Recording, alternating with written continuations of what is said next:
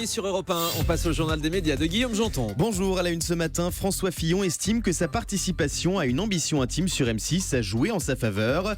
Nicolas Canteloup va parodier le débat de l'entre-deux tours de la primaire à droite sur TF1 et Nabila pourrait faire son retour sur le petit écran.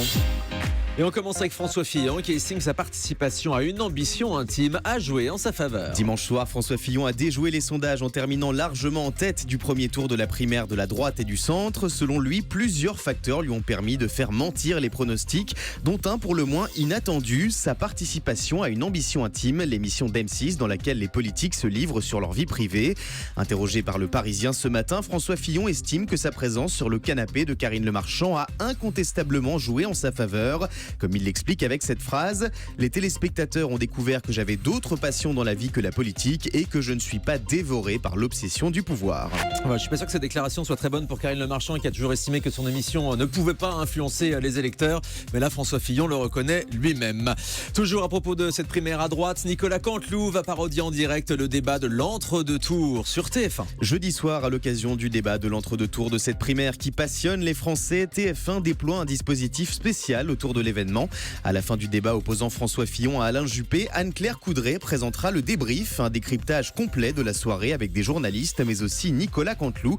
L'imitateur d'Europe 1 ouvrira l'émission avec une parodie du débat en direct, un exercice périlleux qu'il avait réussi avec brio lors du premier débat de la primaire. C'était le 13 octobre dernier sur LCI. Exactement, et ce débat sera diffusé à la fois sur TF1 et sur France 2, mais pas sur les chaînes d'infos. BFM TV réclame toujours que ce débat puisse être également diffusé sur son antenne, ce qui serait bien normal, puisqu'ils ont largement contribué aussi à la couverture de ces élections et que le débat organisé par BFM TV et ITD avait été plutôt une réussite.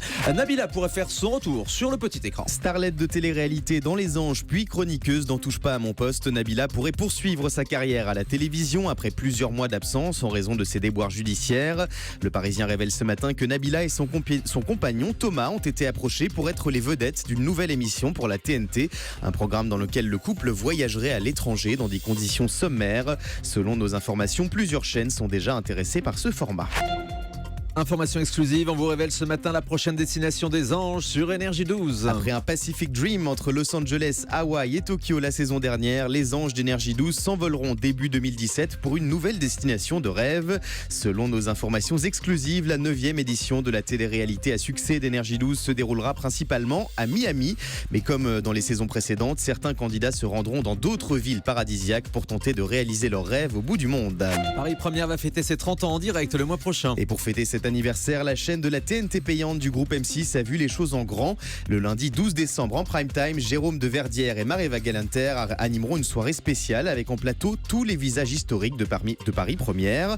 Parmi eux, Thierry Ardisson, Laurent Ruquier, Laurent Baffy, Natacha Polony, Philippe Vandel, mais aussi Guillaume Durand.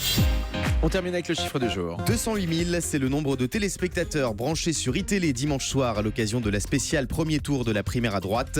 Cette soirée marquait également la réouverture de l'antenne de la chaîne après un conflit d'une durée record de 31 jours.